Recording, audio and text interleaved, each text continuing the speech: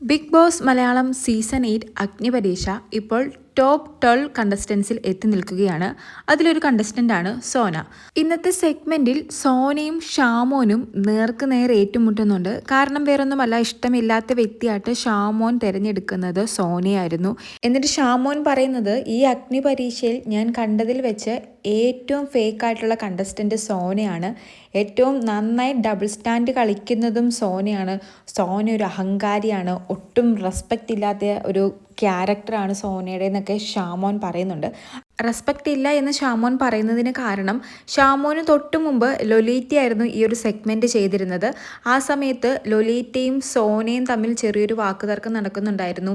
ലൊലീറ്റ ചേച്ചി എന്ന് സോനയെ വിളിച്ചത് സോനയ്ക്ക് ഇഷ്ടപ്പെട്ടില്ല എന്നൊക്കെ പറഞ്ഞ് ആ സമയത്ത് സോന കുറച്ച് റൂഡായിട്ടാണ് ലൊലീറ്റയോട് സംസാരിക്കുന്നത്. ആ ഒരു കാരണം കൊണ്ടാണ് ഷാമോൻ പറയുന്നത് സോനയ്ക്ക് മറ്റുള്ളവരോടൊരു റെസ്പെക്റ്റ് ഇല്ലാതെയാണ് സംസാരിക്കുന്നത് എന്നൊക്കെ. പിന്നെ ഷാമോൻ പറയുന്നത് സോനയ്ക്ക് ഡബിൾ സ്റ്റാൻഡാണ്. ഇപ്പോൾ ഒരു കാര്യമാണ് പറയുന്നതെങ്കിൽ കുറച്ച് കഴിയുമ്പോൾ അത് മാറ്റി പറയും. എപ്പോഴും സോനയ്ക്ക് ഡബിൾ സ്റ്റാൻഡാണെന്നൊക്കെ പറയുന്നുണ്ട്. ഇതിന് മറുപടിയായിട്ട് സോനയും തിരിച്ച് ഷാമോനോട് സംസാരിക്കുന്നുണ്ട്. അതുപോലെ എൽദോയും ഇഷ്ടമില്ലാത്ത കണ്ടസ്റ്റൻ്റായി തിരഞ്ഞെടുത്തത് സോനയായിരുന്നു. അപ്പോൾ എൽദോ പറഞ്ഞത് ലെക്കിൻ്റെ ഫാക്ടർ കൊണ്ട് മാത്രമാണ് സോന ഇവിടെ നിൽക്കുന്നത്, ഒട്ടും ഡിസിപ്ലിൻ ഇല്ല, നെഗറ്റീവാണ്, ഒട്ടും വിസിബിൾ അല്ലെന്നൊക്കെയാണ് എൽദോ പറയുന്നത്. എനിക്കെന്തായാലും ഒട്ടും വിസിബിൾ അല്ലാത്ത കണ്ടസ്റ്റൻ്റായി തോന്നിയൊരു വ്യക്തി തന്നെയാണ് സോന.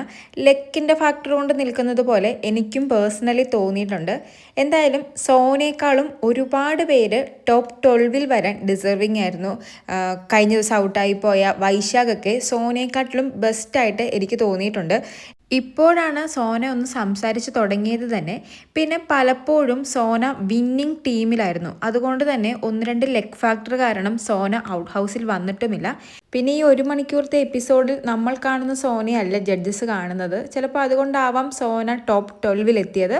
എന്തായാലും നമുക്ക് കാത്തിരിക്കാം ബിഗ് ബോസ് ഹൗസിനുള്ളിലേക്ക് ആരൊക്കെയാവും കടക്കുക എന്നറിയുന്നതിനായി. കൂടുതൽ ലൈവ് അപ്ഡേറ്റുകളുമായി വീണ്ടും വരാം.